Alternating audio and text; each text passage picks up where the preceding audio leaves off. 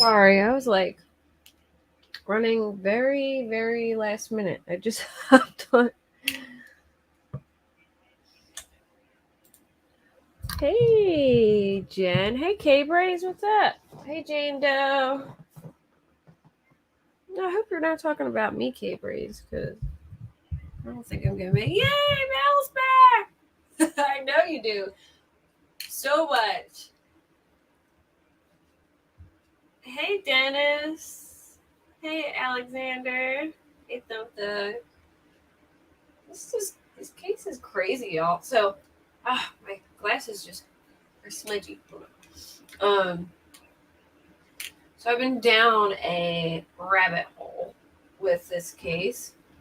So first I watched, I don't know if you guys ever watched Lost Girls on Netflix. It's about the Long Island serial killer, but it's specifically about Shannon Gilbert. And Shannon Gilbert isn't included in the murder charges. Which I hope that he is eventually, because I do think he's responsible for her death as well, but I just feel like maybe they don't have enough information yet, and that's why. So they found the other victims at Gilgo Beach, and then maybe like a 5-minute drive is Oak Beach, and that's where she was. But there is some conflicting stories, and that the MO doesn't really match up exactly. So, but it does. It does and it doesn't. So I'll have to go over that too. And what's crazy, Pointer Lover, I don't know if you know this or not, but if you've seen Lost Girls, Shannon Gilbert had a sister who had schizophrenia. They kind of touch on it in the movie a little bit, like she has to take meds and stuff. Well, the mother, Mary, her name's Mary, she was murdered, I think it was 6 years after Shannon was killed, by her daughter. Wild. So Mary was murdered by Shannon's sister. And they believe, well, I'm not really sure, because some people believe it was she got off her meds and had a schizophrenic breakdown and killed her mother. And then other people believe that she hated her mother and she did it on purpose. So not really sure, but I thought that was such an interesting fact. There's just so many. Oh, you read the book? I haven't read the book, but it's the same thing, based off that movie.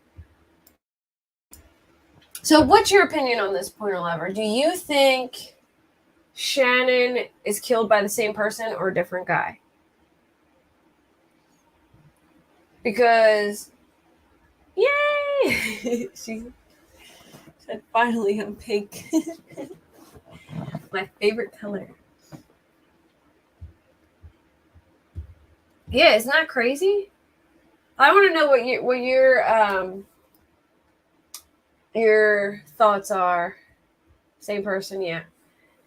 It's awfully close, but also she was at this doctor's house and she called the cops and said the doctor and her driver were trying to kill her. So, and then she also had she was in a very bad, abusive relationship. So I know, I couldn't believe it, because I went to look up the mom a little bit and learn a little about her.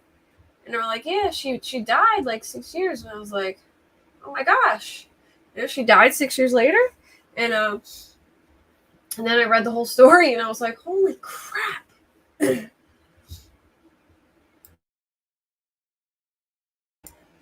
Well, she wasn't in the same exact spot. I think wasn't she found in Oak Beach and they were found on Gilgo, or were they all found in the same spot? Yeah. Well, did you hear what I said, CW? That Shannon's sister, who had schizophrenia, killed Shannon's mom. Yeah, her 911 call is haunting. I could be wrong, Jane Doe. You might be right. They may have been found in the same spot, but I thought they said something. I'll look that up and verify it before the end of the live. But I can't remember if she was found on Gilgo or if she was found in Oak. But I know that the whole phone call and everything happened at Oak Beach, so I'm not sure. Yeah, it could be too. What's up, Vertigo? He just got arrested, Mel. I did the press conference, right? I think I was live when the press conference came on. Hold on 1 second, guys.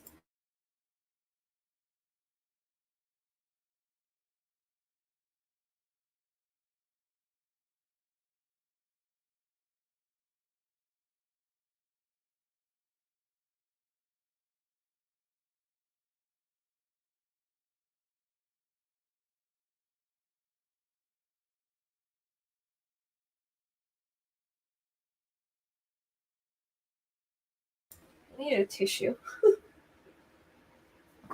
Yeah. Isn't that crazy? Okay, yeah.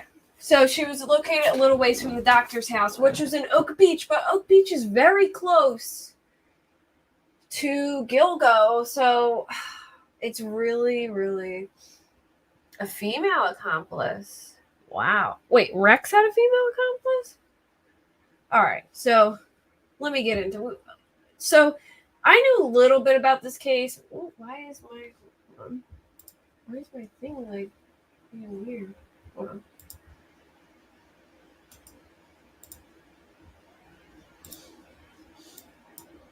Dave messed with all my stuff. And now my camera's like glitching and okay, anyway, I'm just gonna talk like this for a minute until I figure this out. Alright, so in a nutshell, let me show you guys who Rex is. Alright, so this case, Rex Heuermann, he was just arrested, I think it was Thursday. He is an architect, or I actually got a whole page about him, so we can start from the beginning. But in a nutshell, this guy, there was this string of serial murders that happened way back when, and this fella,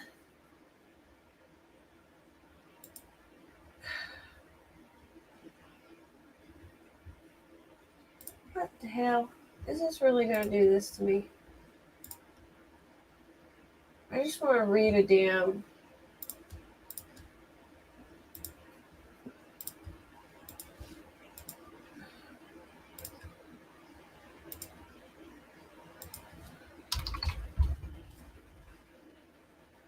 They're making me purchase a goddamn... What?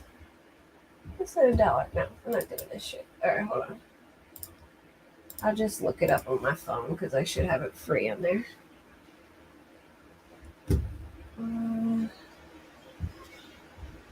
York Times. Give me a second, guys. I'm going to read it from here just because...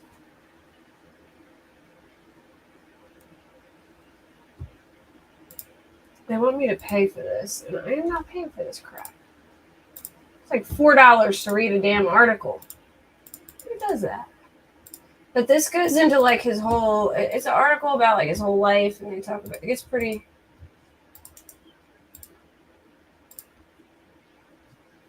So I'm going to read it off here.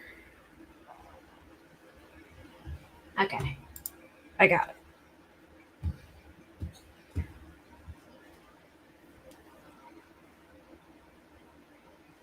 Like Earl.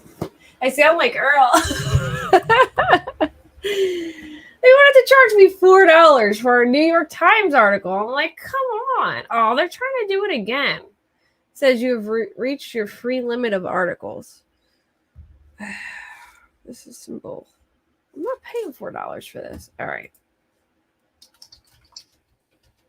Well, anyway, he was an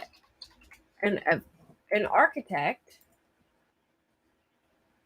The Gilgo Beach Task Force will stay intact to continue investigating the murders of 6 other people found not far from the 4 women Heuermann have been accused of murdering. So there's 6 other people who are found nearby as well.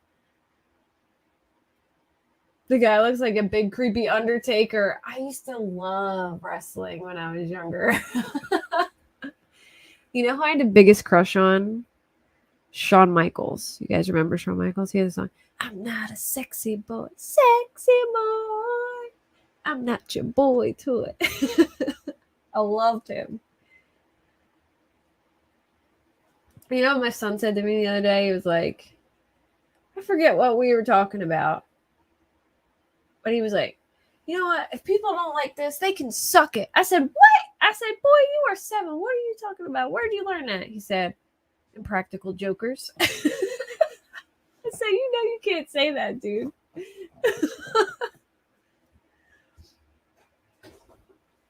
Yeah, wrestling was so good back in the day. It was like a what do you call it? The morning soap opera. It was like a soap opera back in the day. Yeah, like a chubby Tucker Carlson. I can see it, yeah. So they said, is Rex Heuermann part of those 6? Well, we'll wait and see, he told a local station, saying that time will tell if he acted alone. But everyone needs to understand that the task force will stay intact. We're going to continue to work and see what we can do to bring closure to the families that are unfortunately suffering. So I'm sure they're really looking into if Shannon Gilbert is a part of this. I'm going to go through each victim. Mr. Sacco. I love, oh my gosh, what's his name? He had like 10 different personalities. Dude Love. Why can't I think of his other names? I'm having like a blank, but I loved him. I know who Mr. Sacco is. The suspect DNA is also being used to see if there are matches to other cold cases, and the FBI has been involved in investigations from New York. I think there's a good chance that he could be tied to a lot of stuff. I mean, have you guys seen the arrest warrant? You want me to read that? I might not be able to do the whole thing tonight, but if you guys want to hear the arrest warrant, I can read that too. He searched some gross stuff, like all kinds of like RAPE porn, things like that. It was horrible. Like the stuff he was searching, oh man. It was sick.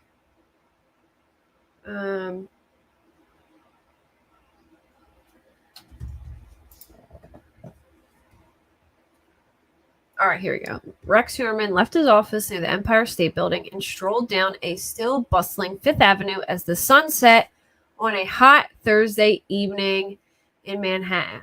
A 59-year-old architect whose customers included Catholic Charities, American Airlines, and other tenants at John F. Kennedy International Airport is seen in video obtained by CNN affiliate WABC walking calmly at the end of a workday. A bag was slung over his shoulder, his left hand in his pocket, when he was approached by several men in dark suits and ties. Tall and heavyset, Heuermann towered over the law enforcement officers who now surrounded him. This guy is huge. He's like 6 foot tall. Yeah, he has a house in Nevada, one in South Carolina, and he lived in several different areas of Jersey. He worked in New York. I mean, who knows? You know what I mean? Who knows? Oh, yeah, the Texas killing field. Yep. And then there's that serial killer they found that there's in Portland, too. It's crazy. Tall and heavyset, Heuermann towered over the law enforcement officers who now surrounded him. As passerby strolled leisurely along the avenue, he was taken into custody without incident in connection with a 13-year homicide investigation involving young female victims on the South Shore of Long Island. Another nutcase in South Carolina, right? Yes, the day is finally come. Did you hear about his brother? Oh my gosh, Rex's brother lives in South Carolina, and he's a friggin' Looney Tune, dude. This guy was like, his neighbor was mowing the lawn, and he went out there and whacked him with a steel pole. And Rex's brother, the cops came and asked him, like, why would you do that? And he said, I told him not to mow the lawn on Sunday. Like, his brother's just as wild as him. He was taken into custody without incident in connection with a 13-year homicide investigation involving young female victims on the South Shore of Long Island. Yes, the day has finally come when someone so depraved of heart who would kill individuals, innocent individuals, in the prime of their lives, their young lives, is finally brought to justice. New York Governor Kathy Hochul, I think I'm saying that right, said Friday, "We are hoping that this will bring justice to this individual, but also peace to the families." That day came finally, years after a best-selling nonfiction book, a Netflix drama, and a podcast about a long-running murder mystery that made national headlines and became known as the Gilgo Beach killings. Oh, here. I'll share my screen so y'all can see what he looks like, too. Sorry, I should have been doing this from the beginning. CNN. Where's CNN? There we go.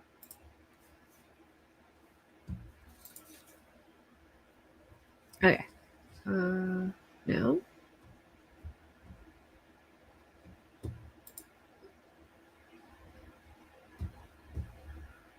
This is not the right one. I picked the wrong one. Hold on. I have like a bunch of articles pulled up, so I was like ready. Okay. Here we go.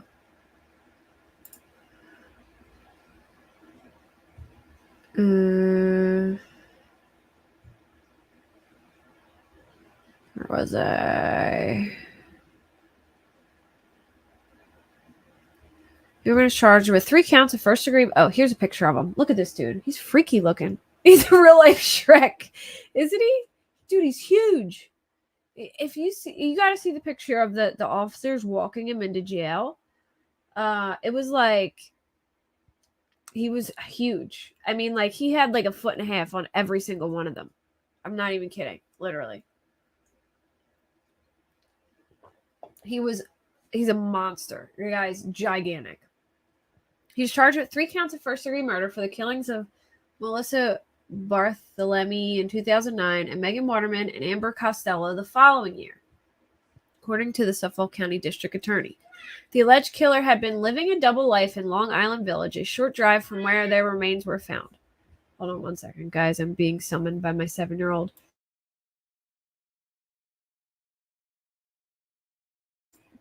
Sorry. He had been living a double life in Long Island Village, a short drive from where their remains were found, prosecutors said. Heuermann, who told his attorney he's not the killer, is also the prime suspect in the 2007 disappearance and death of a 4th woman, Maureen Brainard Barnes, according to a bail application from Suffolk County prosecutors. He has yet to be charged in the case. So this is the victims that he's being charged for. Right? I wonder how big he was when he was born, because this kid is I mean, I'm saying kid. This guy, he's massive. Like, I'm thinking kid in my head because you said I don't know how his mother pushed this baby up. The smiley face killer was a big guy, yeah. The victims, who worked as escorts, became known as the Gilgo Four. On Friday, Heuermann was ordered held without bail after pleading not guilty during a first court appearance. Heuermann was in tears following his arrest. "I did not do this," his court-appointed attorney Michael Brown said. His client told him. A crucial break came in the case in January. Investigators took a swab from a leftover pizza crust Heuermann discarded in the trash outside of his Manhattan office, according to the bail application. DNA evidence linked him to hair found on a burlap sack where Waterman's remains were found. So, I'm pretty sure they found like 2 or 3 of his wife's hairs and 1 of his. And then there was a belt that was left there with the initials WH. So, I'm trying to figure out who W is, because it's not his wife, because his wife is named Asa. I'm wondering if maybe it was his dad's belt or something like that. Yeah, they found... Yeah, it's okay. His wife's hair. His wife's name is Asa, but I need to look in to see what his dad's name or something, because the W, I'm trying to figure out who the W is. Unless his name, like Rex, I don't think Rex is short for anything, because on all his charging documents, it's Rex. Oh yeah, definitely intimidating for probably small women. I heard maybe that's what I was thinking, like his grandfather or his dad, and it was like a passed down belt. The son of an aerospace engineer. Oh, they're not going to give us his name, are they? Heuermann lived with his spouse and children in the homey village of Massapequa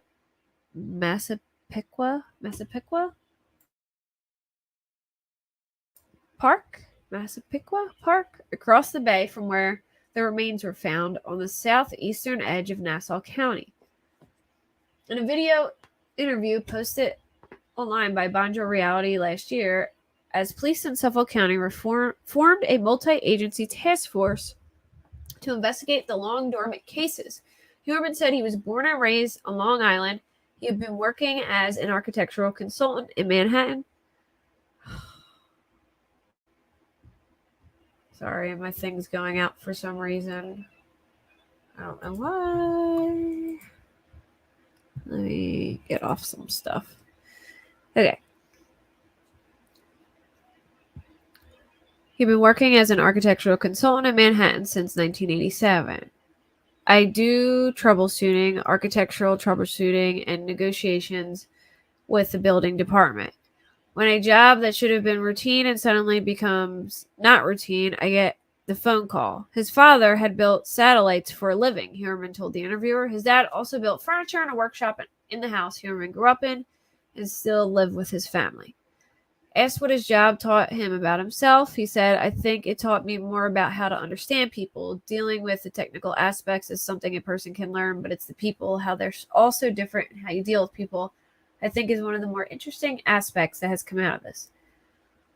RH Consultants and Associates was founded by Heuermann and incorporated in 1994, according to the company website. At the end of his online video, he put on a pair of sunglasses and posed for a selfie with his interview. Can you smile? Heuermann was asked. That is, he replied, indicating he was smiling. Piecing together a complex puzzle. I know, it's crazy to me. And you know what's even nuttier? His wife, when all these killings went around, Theodore, so maybe it's his grandfather then. Thanks. So Theodore. So Hasby is Massapequa. Oh, thank you.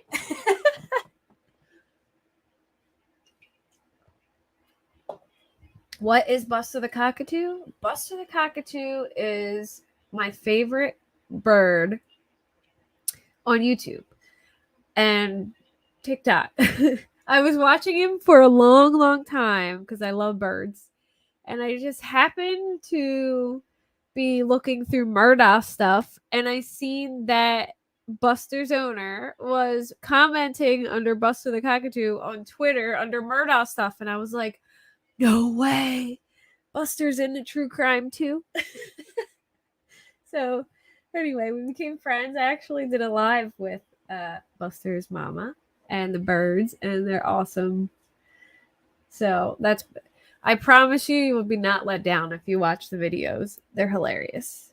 If you like funny animals, it's the way to go. Okay, so piecing together a complex puzzle. It took investigators nearly 15 years to track down Heuermann. They first connected him to the killings last year while conducting a review of evidence under a newly formed task force, which included the Suffolk County Police Department, the Suffolk County Sheriff's Office, and the New York State Police and the FBI. If you like cussing, yeah. If you like birds that cuss too, Earl, they don't do much, but Earl, the one, he has this box that he plays in, and he knocked his box off the table, and he goes, "Oh, what the F?" And he said it like so perfect. I promise, Pointer Lover, you'll love it. They have an African gray and a cockatoo, and they're both characters for sure. So they said that they had like a profiler come in, right? And the profiler said that the guy probably lived in the Manhattan area. Thank you, Lori. Did you give me memberships or something, Lori? Whatever you did, thank you. Thank you, Mom. What was I saying? So they had a profiler come in and do like profiled about the guy, that he was probably this age. He probably worked in this area and lived in this area. And they narrowed it down to a pretty, they had his profile pegged, man. When they talked about it in the press conference, they were on point, man. They had it down. Like, they really did. They had his profile perfect. They knew exactly what this guy was going to be like. And they were able to narrow it down from that. Hey, man, Miss Hatter. Oh, you're right. Yeah, it wasn't one of the victims. So it could be HM or WH. Huh. I didn't think about that. But yeah, if you go back, I think the last video I did, it was a video I did about Zap Girl, but in that video, I played the press conference. I should have separated them, but it just was like, oh my gosh, they're about to do this press conference. Let me just throw it up. I wasn't planning it, so. But they really go into detail how they caught this guy. And it was amazing. And you know what? It really shows like how important it is to have a new set of eyes look at things, because it really makes a difference when you have a new set of eyes coming in and seeing things from a different lens. And sometimes that helps. In March, here you go. The first connected. Oh, wait, I said that. In March 2022, investigators found that a first-generation Chevrolet Avalanche, the same type of truck a witness believed to have been driven by Costello's killer, registered to Heuermann at the time of the murders, according to the bail application. Armed with more than 300 subpoenas and search warrants, investigators began to close in on Heuermann. Pretty sure they were following him, tailing him. They even had I saw a video of him walking down the street, right? And then it was from a CCTV video, and you could just see them tailing behind him on these little, what are those little mopeds that you drive around the city? You know what I mean? They were like tailing him on the mopeds. And evidence revealed the killer had used burner phones to contact victims. Listen to how sick this shit is. So he had burner phones where he contacted escorts and stuff. And then not only did he contact the escorts, but he terrorized their families by calling them and telling them that he was the killer and what he did to them and stuff. And then what gets even stranger is there was these strange dolls that were left, I think, at one of the victims' memorials. And when they searched his house, they started taking these big dolls out. So I wonder if that was him putting the dolls at the memorials. And you know what's crazy? It's like you never know. Yeah, Mike 22, he's totally sick. But you never know, like, what you're going to run into. You know what I mean? Like, normally there's like a type, and it kind of reminds me of like BTK, and now it's like somebody that you wouldn't expect, you know, a family man, an architect, a guy with an office in New York City. You know, it's just, oh yeah, I agree, Mike. He I think killed a lot more, and they just haven't been able to prove it yet. I think this is what they can prove now, but I think there's going to be more coming out. And I think maybe they'll be able to narrow down other places and stuff through sifting through his things. And now that they were able to go through his house and go through the South Carolina house and all that, now they'll really be able to, get in the nitty gritty of it. I think they will too. I think they'll find more bodies later too. So investigators said they narrowed cell towers tower records from thousands of possible individuals down to hundreds, and then to a handful of people. They focused on residents who matched a physical description provided by a witness who had seen the killer. Isn't that wild? How they, narrowed it down? It's like they use records, all right, let's find a guy who reaches out to escorts. Let's find a guy with some weird searches, now a physical description. I mean, if he's a tall ass dude, there's no denying this guy's tall. If they explain him as a very tall guy, that's one thing that's going to stand out, Yeah, they're like this mopeds that stand up straight on. They were following him on there. 2 guys followed him. Yeah, I think they're going to be able to connect them to more people now that they're able to search all the backyard, the house, maybe even find a diary. Because obviously this guy liked messing with people, so I'm sure he kept things. He seems like that kind of guy that would keep mementos or some kind of, Task force members also learned Heuermann lived close to one Long Island cell site and worked near New York City cell sites where other calls originated. Oh, so I'm guessing they tracked phone calls made to the family. I think they said they were searching a storage unit. I think he does have a storage unit. I'm almost positive I seen a tweet about that. I'll check though. But I'm 98% sure I seen a tweet saying that they were checking his storage unit. So I'm pretty sure that because the family member got some taunting calls from the killer, that they traced these calls to that specific area, and then they narrowed it down. Who works in this area? Who lives in this area? You know what I mean? And just kept getting smaller and smaller and smaller. So him not being able to control himself and having to taunt the families really, I think, played a big part in getting him caught, honestly. A series of taunting calls in which a male caller admitted killing and sexually assaulting Barthelemy were made from her phone to her family members from the vicinity of Heuermann's Midtown Manhattan office during the summer of 2009. Can you believe that? Imagine your family member is missing, and then you get a call from a man on her phone, on your daughter's phone, saying that he killed your daughter and sexually assaulted them. That's such a horrible thing to do, or a horrible way for a family member to have to find something out like that, They checked both of his stalemate units. He apparently had to. Okay, yep. I knew they said something about storage unit.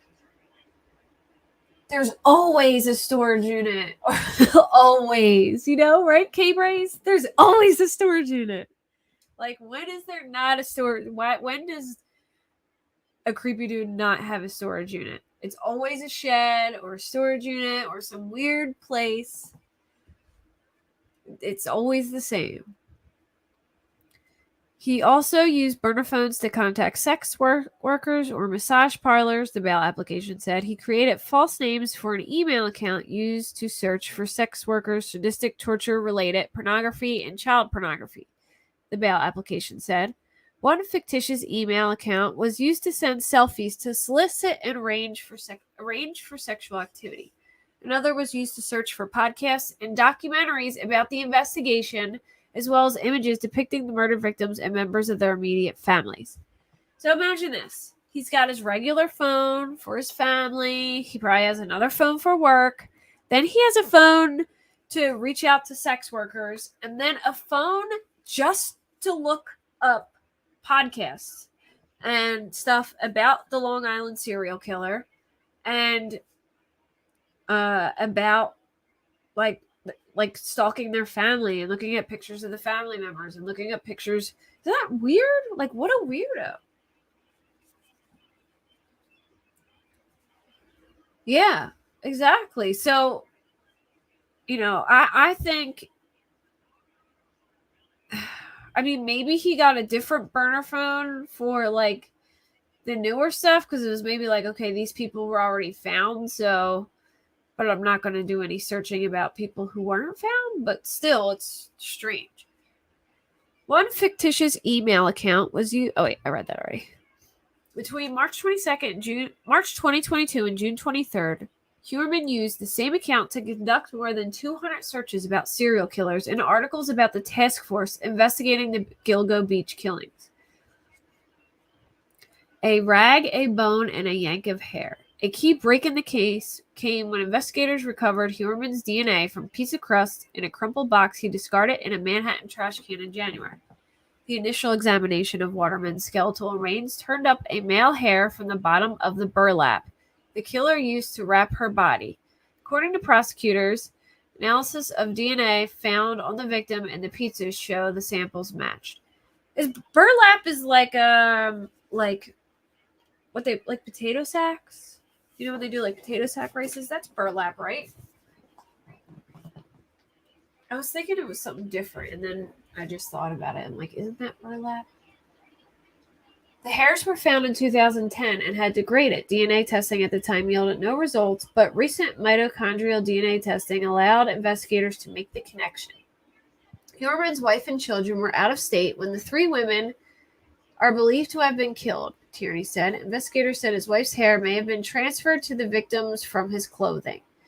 Authorities fearing the Heuermann might be tipped off they were closing in and moved to arrest him Thursday. Wonder who they were afraid was going to tip him off.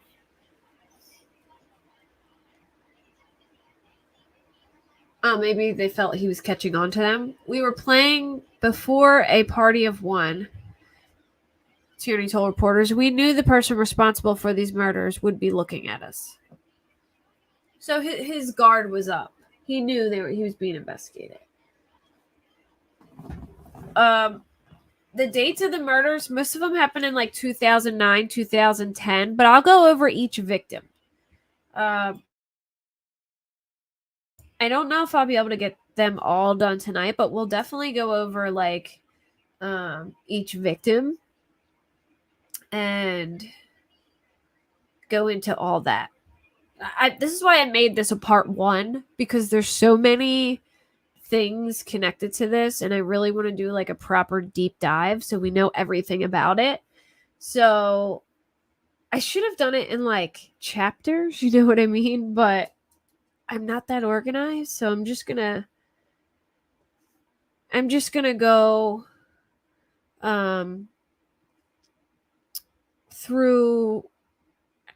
through it however my brain goes. And I know I'm not going to be able to finish it one day, so I'll just do like, part one, and if we get to one or two victims, and then I'll do the other. But I want to make sure that I just don't talk about him the whole time, and that you guys really know, like, because this is everyone, a lot of people don't know this story, and there's even stuff connected to the story that may not be connected or could be connected. There's just so much. I know it's going to take a while, so that's why I did a part one, but we'll get there. I'll try it and do it in an organized way, but I always plan things like that and it never works out. But I figured I'd start with him, and we'll learn about him, and then I'll do each victim and potential victims and stuff like that. Seeking closure. The case started with a search for a missing woman in 2010, leading to the discovery of multiple sets of human remains at Gilgo Beach. By the time the remains of the missing women, Shannon and Gilbert, were found 1 year later, at least 10 sets of human remains had been recovered across 2 Long Island counties. 10 sets of remains. That is crazy. Thank you, Mad Miss Hatter. I'm trying to do it in an organized way, but I didn't want to like label it like that, because I just, I'm just going as long as I can, and then we'll figure it out. There are a lot of other victims, in that area, he told CNN. There are a lot of victims' families that want closure, so that's what you work towards. And the task force is not over. They're going to keep checking out all these leads. I agree, Mike. I think I feel like people like this do not change, and maybe there is patterns of like serial killers stopping for a few years, but they always come back. So, I mean, unless him like following the case and like bothering the family, like gave him enough satisfaction or something. But yeah, one is a child, a toddler. His house, I'm pretty sure I can look it up. I'm pretty sure Nerdy Attic posted a picture of his house, but I'm kind of confused about it because he had this like one house that looked like not a house that an architect would own, I guess, but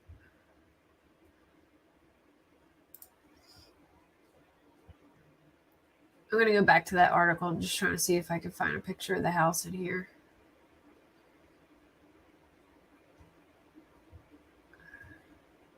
This is them removing all the stuff, and I'm trying to find like, does the plus sign mean they have more?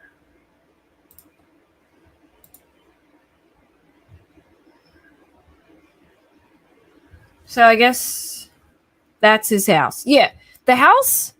It is the house. His house does not look like a house that an architect would own. It's very like average. You know what I mean? Like for a guy who worked in Manhattan, it's very simple and average. I know Nerdy has a picture of it, so I'll get a better look at it later, but it's very plain. Yeah, I would imagine they're going to dig them up for sure, all the planters and stuff. Yeah, this is in Jersey. This is the Gilgo Beach is in North Jersey, and he works in New York. So this is probably, oh yeah, the one, oh you're right, the Atlantic City one. You're right. There was that one too. I forgot about that. We have a short, like a beach house right near Atlantic City, and they have what is it called? Bass Pro Shops down there. And we love fishing. We went, but it's the outlet and it's huge. It was the coolest place I've ever seen in my life. We were just down there the other day and we stopped. Yeah, it is similar. You know what? Now that I think about it, I think I saw an article that they were saying that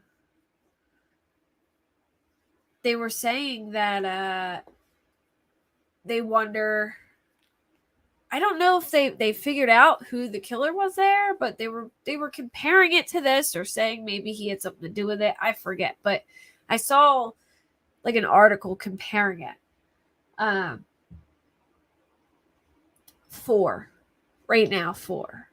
He's being charged with 4, but they found 10 bodies all in that area. I just don't know if they have enough info or enough evidence to get him convicted for all of them. Oh yeah, his house is really close. Eastbound Strangler. I think the let me see. Hold on, I'll look it up real quick.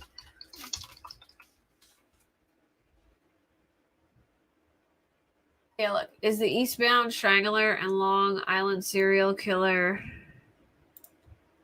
the same person?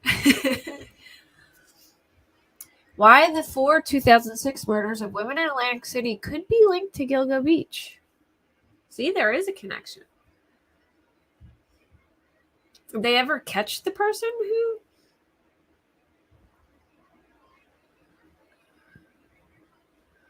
This is the Gilgo Beach case timeline. Heuermann remains. Valerie Mack disappears, 2000. Jessica Taylor, 2003. Multiple victims, 2007 to September 2010. Shannon Gilbert, May 2010. Remains located, December 2010. Multiple victims located, December 13, 2010. Jessica Taylor. It says Jessica Taylor here. Maybe it's when they're located.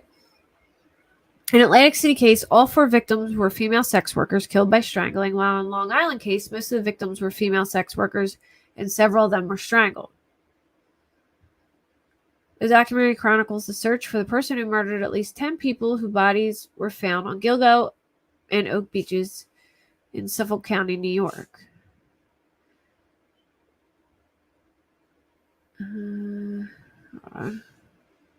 So they never found the person, the Atlantic City ones? Sorry, I'm just going over it real quick to see if what they say.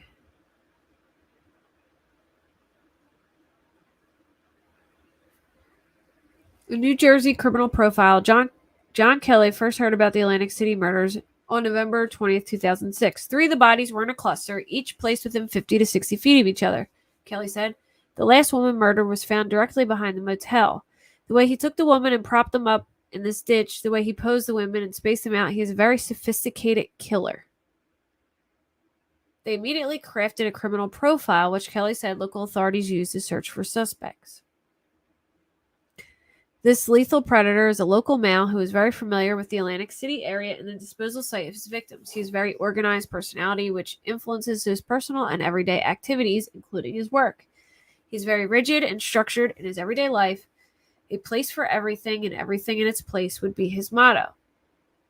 He has read and reads books on serial killers and has some knowledge of crime scenes and crime scene investigations. He has an extreme foot fetish and has a collection of women's shoes and shoes of his victims. He has not killed every prostitute he has come in contact with. There are prostitutes who know him for sexual gratification he gets from their feet. He is non-social and likes to keep to himself. He is narcissistic, thinks everything revolves around him, and he is very concerned with making himself look good in all aspects. He is also extremely opinionated. If criticized or disagreed with, he becomes very angry or irritated. In his pre-offense mode, he may have spoken about the sinful nature of prostitution, or he may have voiced economic concerns about prostitutes destroying Atlantic City value or reputation. In his post-offense mode, he would say things like, they got what they deserved, or good riddance. He follows the news of his killings in the media. His hobbies would include art and photography, and his obsessive fantasies would compel him to search for sexually graphic and or violent pictures in all media, which the guy does. Like, he was looking up some pretty nasty porn, like RAPE, like young girls, things like that, like very violent stuff. He probably has a prior record of sexual or physical abuse or sexual harassment towards women. He may have recently suffered a setback in his work or relationship. He's probably detached from his father and was abused as a child. This person has also killed before these recent victims were found, and he will be compelled to continue his murderous ways in the future. Daily Mail has put his profile to Suffolk County Police Department and the Gilgo Beach Killings Task Force for comment. Kelly did not believe there to be a link at the time. Some of the Long Island victims' families were also not sold on the theory, but are yet to make a comment since Heuermann's arrest, including Melissa Can, whose sister, Maureen Bernard Barnes, was one of the first women found dead in Long Island. I do not believe the Atlantic City murder victims are related to my sister's murder, she said. It has never been told to me that they are or were linked. From my understanding, they are not. I do think there's a lot of consistencies there, though. Like, with his, like the way he is, I just see some consistencies. All right, let's go back. All right, so authorities believe the death of Gilbert, whose disappearance sparked discovery of the other victims, may have been accidental or not related to the other killings. So that the one they're talking about here, he's not being charged with her death. She was found on Oak Beach nearby, but when they were looking for her, they found Joel Rifkin is the other serial killer, dumped in threes. Oh, really? Huh. Is he from that area? The remains of the Gilgo Four were found in bushes along a 3/4 mile stretch of the Ocean Parkway over a 2-day period. Yeah. Well, they all were call girls. John. Like all of them that were found. But she was the one who went to that doctor's house and called 911 in a panic, saying that the doctor and her driver were going to kill her. So a lot of people think that there's not a connection there, you know? The skeletal remains of Barthelemy were discovered near Gilgo Beach on December 11th. Barthelemy was a sex worker, was last seen July 12th, 2009 at her apartment when she told a friend she was going to see a man. The remains of the other 3 women were found on December 13th. Bernard Barnes, who advertised escort services on Craigslist and was last seen in early June 2007 in New York City. Amber Costello, who also advertised escort services and was last seen leaving her North Babylon home in early September 2010. And Waterman, who also advertised as an escort, was last seen in early June 2010 at a Holiday Inn Express in Hallpay. Heuermann was surprised when he was surrounded by officers and taken into custody near his office on Thursday night. Speaking of the arrest, Suffolk County Police Commissioner Rodney Harrison said, Rex Heuermann is a demon that walks among us, a predator that ruined families. If not for the members of this task force, he would still be on the streets today. You have a former boss who lives in Massapequa Park and lives a mile away from Heuermann. A coworker of mine grew up in Massapequa Park. No way. How are they feel about all this, Amy? That's crazy. Hallpeg. All right, let me say that again. Massa Hallpeg? Is that how I say it? I forget. Hold on, wait. You don't have to do that little thing for me again so I can say it right. Hallpeg. Yeah, I was saying that earlier, John. Isn't that crazy? So, for people who are coming in later, Shannon Gilbert, this woman, the one that set off the searches that found these women, she's not included. Massapequa. Okay. All right. Massapequa. So, I watched The Lost Girls. Hey, Circle Box! I watched The Lost Girls, which was a movie heavily related to her death, but also the Long Island serial killings. But it was about her mother, Shannon Gilbert's mom, Mary, who fought very hard for justice for her daughter. And what's crazy is that they showed a little bit in the movie where her sister has, I found out that it was schizophrenia, but I thought maybe it was like bipolar. Like she got in trouble at school and her mom was trying to get her to take the medicine. And she was very like antisocial, kind of quiet, stay to herself. So they showed that she had some kind of issue. Well, anyway, 6 years after 6 years after Shannon Gilbert died, her mom was killed by Shannon's sister. She stabbed her like 224 times in a schizophrenic episode and killed her mother. His grandfather was William. Well, there it is. That's it.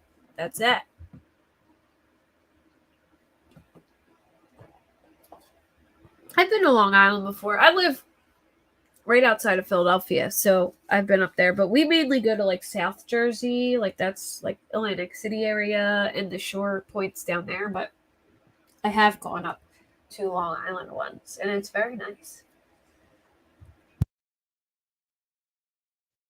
Yeah, isn't that a crazy story? Like, what are the odds? So okay.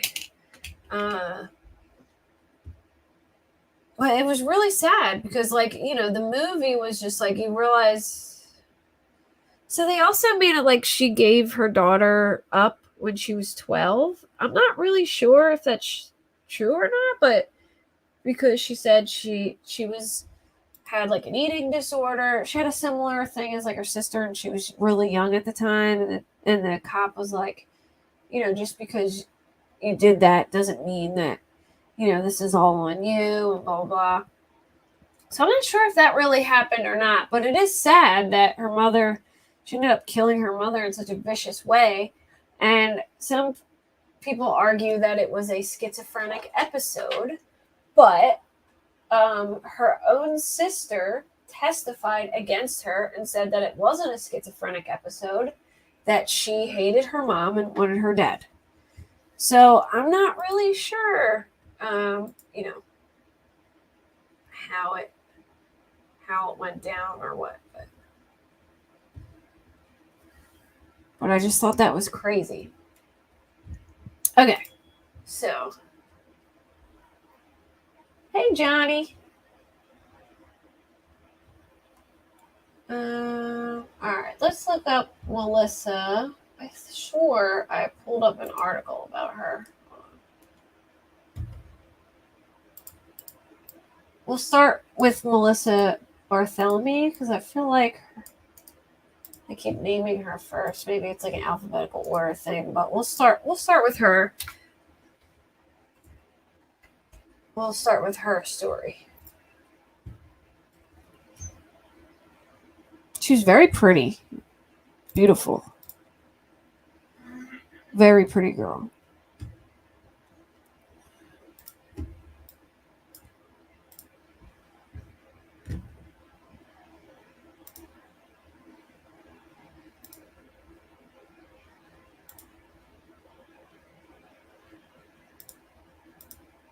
Sorry, I'm trying to close out a bunch of stuff.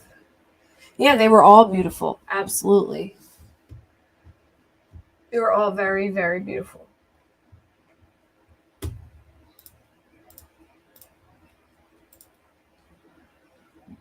Here she is.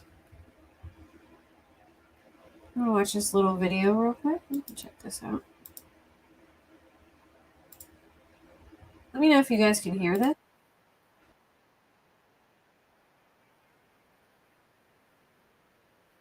Can you guys hear that?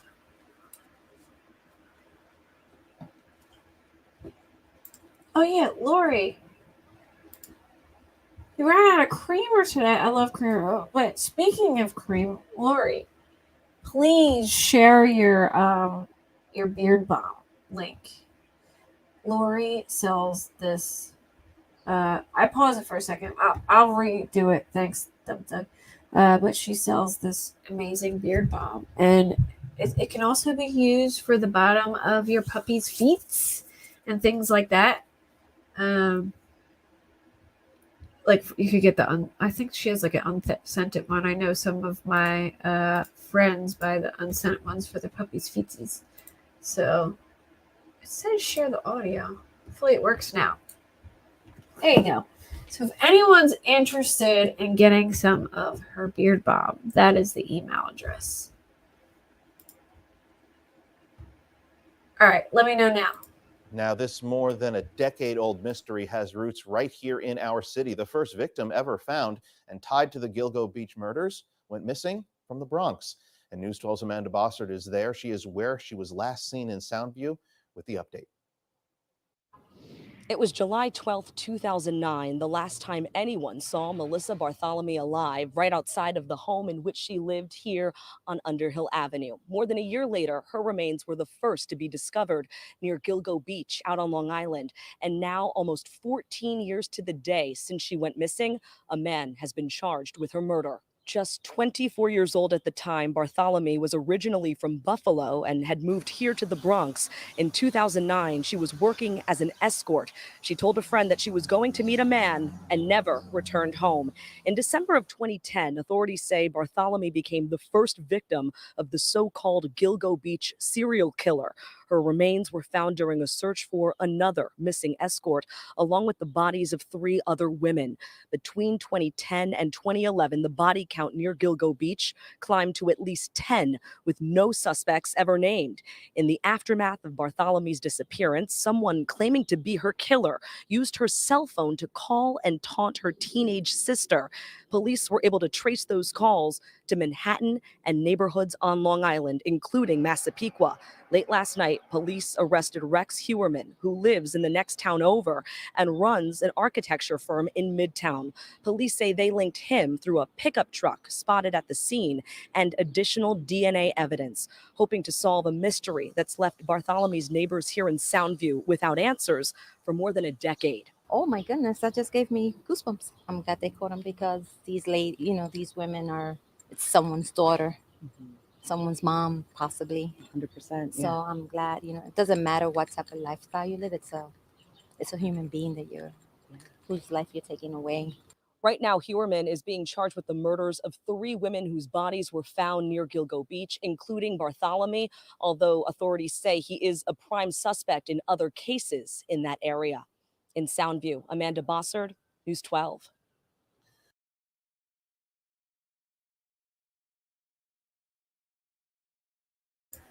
There's a little video.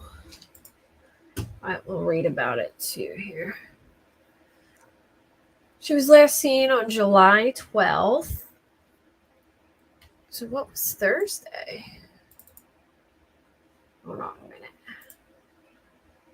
Oh, Thursday would have been a year and a day after she went missing. So like they arrested him not a year and a day, however many years it is, but it'd be like a day after the day. 11 years, 10 years. I know. That's a good question, Lori. It would be like, that would be way more than that. If she went missing 2009, 10, like 14 years? That's so long ago. Why do I feel like they said like 13 years, right? Yeah. Or it would be 14 years.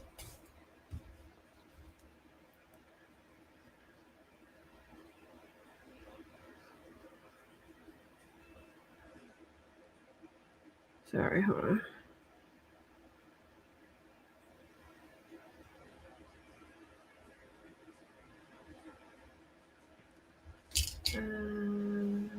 Where was I? Here we go. Over a year later, her remains were found near Gilgo Beach. Hey, Astro. His nickname in high school was Heuermann Munster. You know what's funny? I call my dad Herman Munster because he walks with like his feet out, like outwards. So we joke and say he walks like Herman Munster. And then he says, "Oh, you look like Lily," because ever since I was like 16, I have this like gray hair streak at the top of my head. I'll have to show you one day when it like grows out, but it's just like this big streak of like gray. It's been like that since I was 16. I have no idea where it came from, but I think he was ostracized to a degree. Despite academic accomplishment, and the evolution for his personality was one by which this particular aberration of human behavior for him clicked. I think a lot of people do this because they have like a brain injury or something that caused them an injury before. Like I find so many people who are serial killers have brain injuries. Like, what's his name? The guy who killed all the male prostitutes. Oh my God. I can't think of his name. One of the most famous serial killers. He went under anesthesia and was underneath for too long. And it caused him, they said he was never the same after that. And a lot of serial killers had like tumors and stuff on the area that controls impulses, the prefrontal cortex.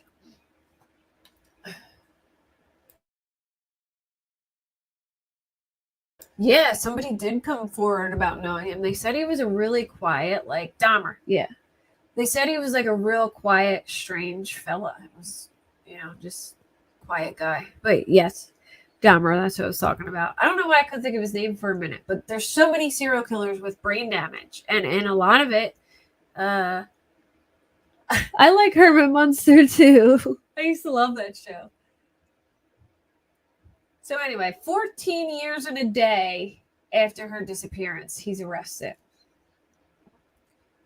Oh, here they said it. Oh my gosh, I'm sitting here y'all are gonna laugh at me. I'm sitting here calculating the dates, right? Kay Brace says, I'm a quiet, strange fellow, but I'm not gonna do that. Hey, you know, there's nothing wrong with being a quiet, strange fellow. I consider myself a strange lady, but I'm not that quiet though. I wouldn't say I'm quiet. But here I'm calculating all this time. You know what I mean? Like sitting here, how many years ago it was, and all this. It says over a year later, her remains found near Gilgo Beach. 14 years following her disappearance, Heuermann has been arrested and charged with murder. If I just went one sentence down, I wouldn't even have to do all that math. I'm sitting here. I'm sorry, I didn't mean to ruin Herman Munster for you guys. Herman's a nice guy, all right? He's not like Rex. Bartholomew was just 24 years old at the time and had moved to Bronx from Buffalo, working as an escort in 2009 before her disappearance. She told a friend she was going to meet a man and never returned home. In December 2010, authorities say Bartholomew became the first victim of the Gilgo Beach serial killer.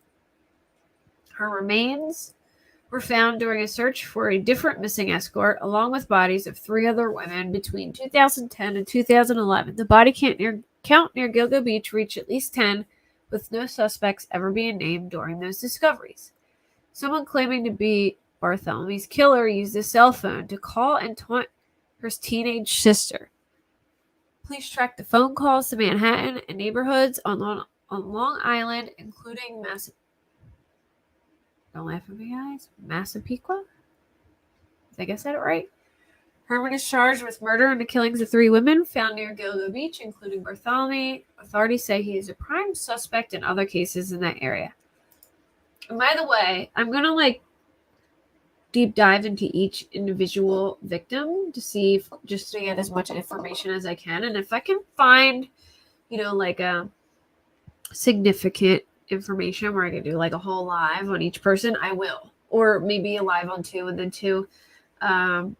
But I haven't had time to do that yet, but that's my plan. I'm just going over it lightly now, but I plan to do, deeper.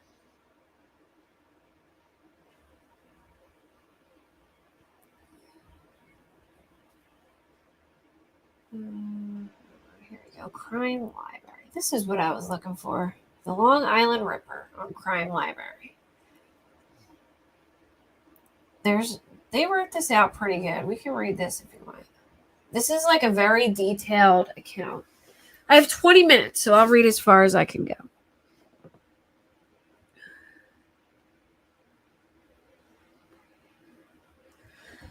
But I felt this was written very well. And it's pretty detailed, so I'm going to go through the Crime Library story. It's a couple pages.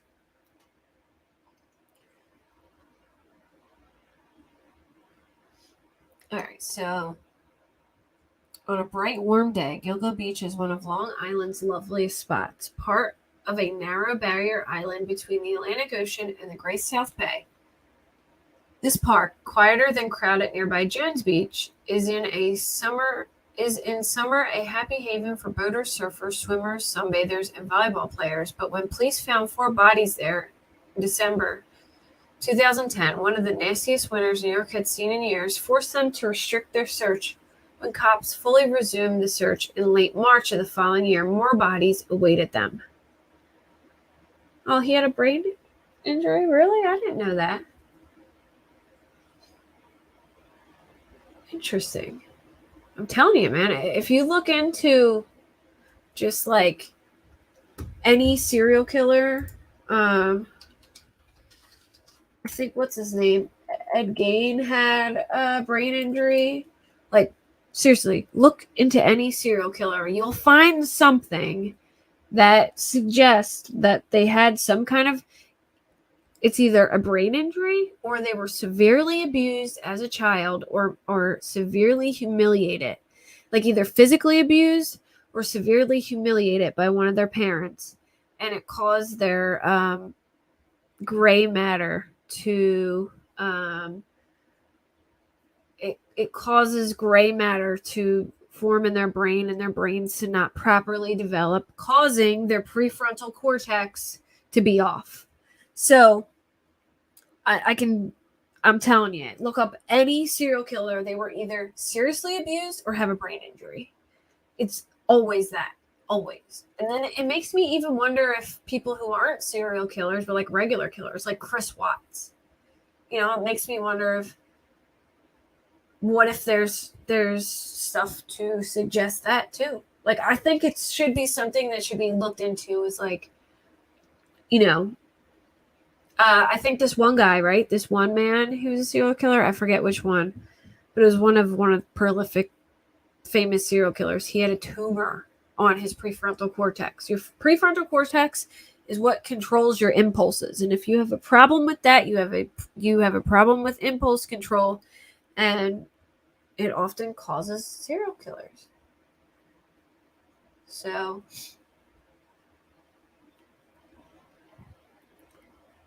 it's a very interesting theory to me that maybe there's a connection there. Yeah, I don't think he had a brain injury. I mean, he was I don't know. I don't think he had a brain injury, but you never know. And it depends where the brain injury is. It could just be a regular TBI someone has, but if it's an injury on your prefrontal cortex, then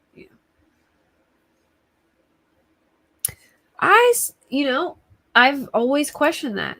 Could it just be a bad decision, or is there something behind it? Yeah. But like, do people kill to kill, or in a panic? I know sometimes it could be like an accident or in like a rage, but do people kill to kill, or is there something behind it? That's like the age-old question. Is there something that causes people to kill, or do people just make the choice to kill? I find a hard time believing that people just want to will make that choice. I mean, I'm sure there's times, but I do feel like there is some kind of connection where it has to do with like brain injuries or something along those lines, that your brain didn't develop right, a brain injury or something like that, or maybe a narcissist or something. I don't know. Hey, Music City Mom. But I mean, I feel like that's like a question we're never going to be able to answer, So, where was I? Police had been searching for a missing Craigslist escort when they found the first body off Ocean Parkway on December 11th, 2010. The dead woman that a canine sector officer and his cadaver dog located would turn out not to be the woman they'd hoped to find. Shannon Gilbert had disappeared in May and was last seen at a client's house in nearby Oak Beach, prompting the search. Oh, do you guys want to hear her 911 call?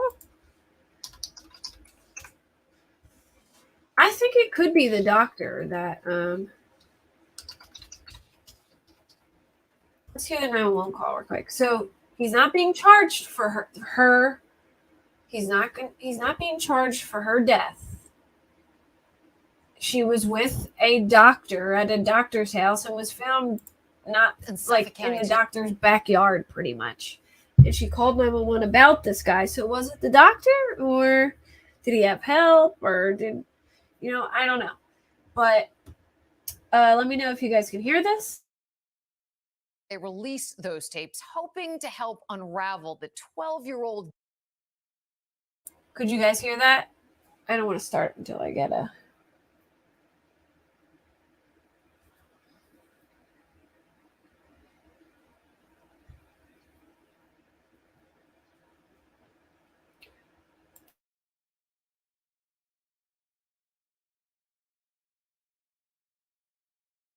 Yeah, he called Shannon's mom after she disappeared, but she called 911 and saying that I think she said it was that guy and the driver. Well, that's how they made it seem like in that movie that I watched anyway.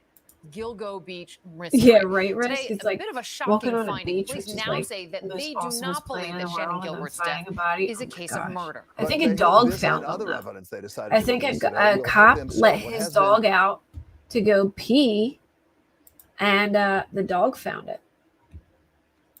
a rather embarrassingly long unsolved cases of mass murder, the murders or other kinds of deaths of 7. So look, this is what's crazy about it is these 4 are pretty together. The 4 people that he's being charged with all in this close stretch, but then it gets spaced apart. But then again, these people go missing a year later, so maybe he switched it up. I guess. Wait, 1, 2, 3, 4, 5, 8. I guess these are bodies too, 9 and 10. But I can't see the names. But maybe he just switched it up. But this is where what's it called was found too. But this is the weird part. If he didn't kill her, then did the doctor kill all these people over here, right in his backyard? Like, it's confusing. Other people in Suffolk County and 3 others in Nassau County. Eyewitness News reporter Kristen Thorne is live in Brentwood with our lead story tonight. Kristen. Liz and Bill, police have been saying for quite some time that they weren't exactly sure if Gilbert was murdered or if she died in a marsh near Gilgo Beach. But after hearing these calls today, it does sound like that is a possible scenario. No, stop it, please. Stop it, please. Please stop it. Please stop it. No. In the 23-minute 911 phone call released by police from 2010, we hear Shannon Gilbert go from scared for her life to confused. Why are you calling me by my name? What's the matter? Are you okay? What are you going to do? What are you going to do to me? Let's go back to Manhattan. Police say that's the voice of Michael Pack, Gilbert's bodyguard. Police say Pack drove Gilbert to the home of Joseph Brewer in Ocean Beach. Brewer had hired Gilbert, who was a sex worker. At some point during the meeting with Brewer, Shannon reportedly began acting irrational. Please, can you shut the door? No, time to go. Please, something's going to happen to me. There's nobody outside. You're okay, right? After that, Gilbert runs out of the house. She starts knocking on people's doors. Those people call 911 too. 43 the Bayou. Some woman is knocking at my door. She says she's in danger. The last thing we hear on the call is Gilbert running again. Police say they believe Gilbert ran into this marsh in Gilgo, which would have looked like this at the time that night. They believe that's where Gilbert died. Right now, we believe it's a tragic accident. Police do not believe Gilbert's death is related to the murders of other sex workers whose remains were later found in Gilgo. For the first time, they're explaining why. In this case, she's found on the south side of the parkway. In all the other cases, they're found on the north side of the parkway. In this case, our victim called 911. None of the other cases resulted in 911 calls. She's found with her identification with her. She's found with money with her, with cash with her. There's no effort to conceal her body. So I think the real news today is that for the first time after all of these years, we have police acknowledging that they do not believe that Shannon Gilbert's death is related to the other murders of sex workers found in this area of Gilgo Beach. And that is very big news. Police say that Brewer and Pack, if you were curious about them, they say that they fully cooperated with this investigation and they're not considered suspects in anything at this time.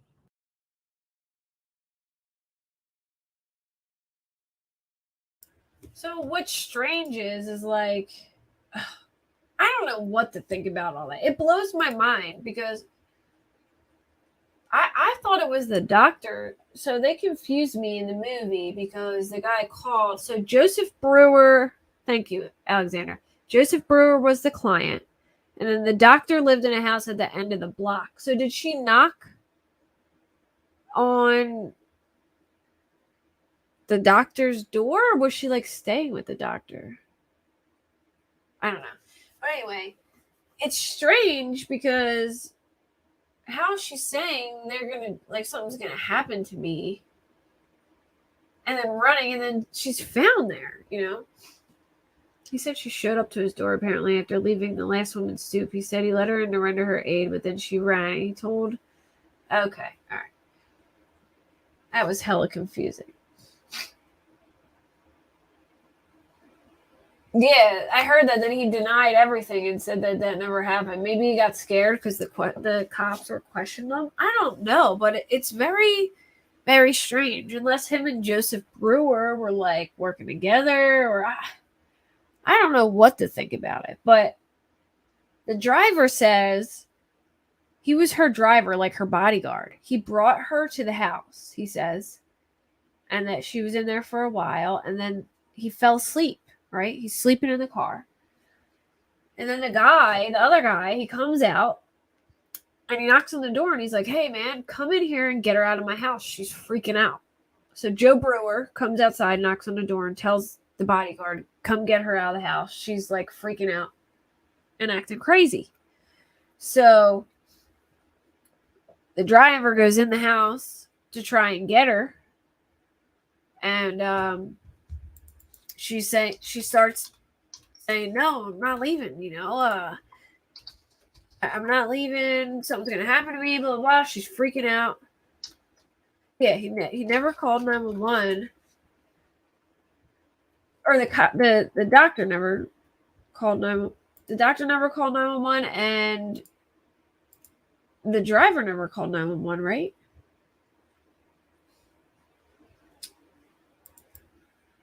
What was her cause of death? Was she strangled? Let me see. It was undetermined, and then it was consistent with that she was strangled.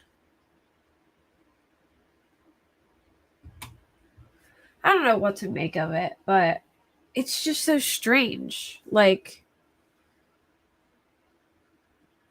it's so strange the whole way it went down. I don't even know what to make of it.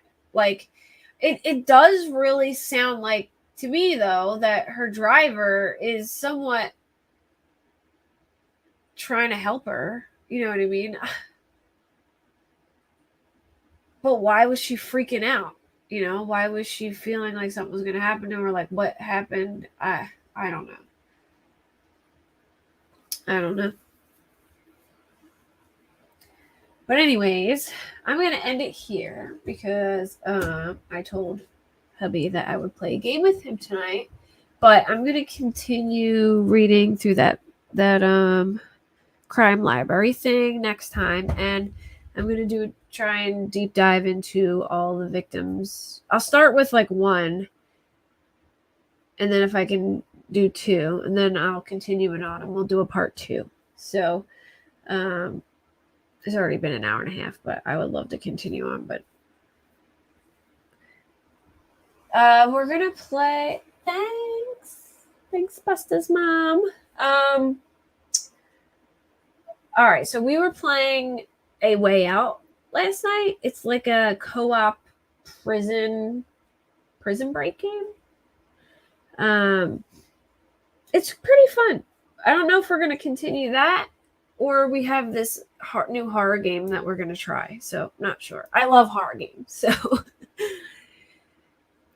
yes. No problem, Lori. And don't forget, Lori sells beard balm. So, if you got a beard or your hubby has a beard, check out Picard's beard balm. She put in her email in there somewhere. Share it again, Lori. Oh, here it is. It's Picard's, is that how I say it? Picard or Picard's Classic Beard Balm at gmail.com. PICKARDS. Classic Beard Balm, all one word, at gmail.com. And I think you can look it up on Facebook too. You love horror games also? I love horror games. We play Phasmophobia, Demonologist, Fear Therapy, Devour. I'm too scared to play Outlast though because I don't have like a weapon. Resident Evil, we play all that stuff. Zombie games. We beat Redfall. So. Oh yeah, what's or a couple of dogs? Yeah, or the dogs with some dry boop snoots or feet. You know, it's good for that too. Thanks, Jen. Good night, everyone. What's the case, Risk? Before I go, shoot it to me. I'll check it out. But yeah, part 2. We'll continue this on. It's just so much to this that I think I'm gonna go into. Here's my plan. So I'm gonna try and do it this way. It might not end up this way, but I'm gonna try to do it this way. I'm gonna try and continue on the Fort Worth free. All right, I'll check it out. But yeah, I'm gonna try and continue on do the victims next, go through all the victims, and then I'm gonna try and focus on the investigation, like everywhere they're searching, his home in South Carolina, all the things that they did. I'll read the arrest affidavit because that will go with the investigation, and then we'll tie it all up in a bow, and then maybe potential victim or other victims that he potentially could have been involved in, and then we'll finish it. So that's my plan. That's what I'm gonna shoot for.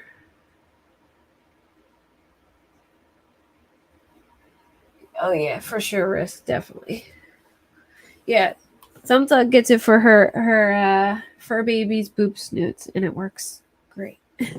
See you, pointer lover. Good night, y'all. Look out for like what's today? I don't even know what day it is.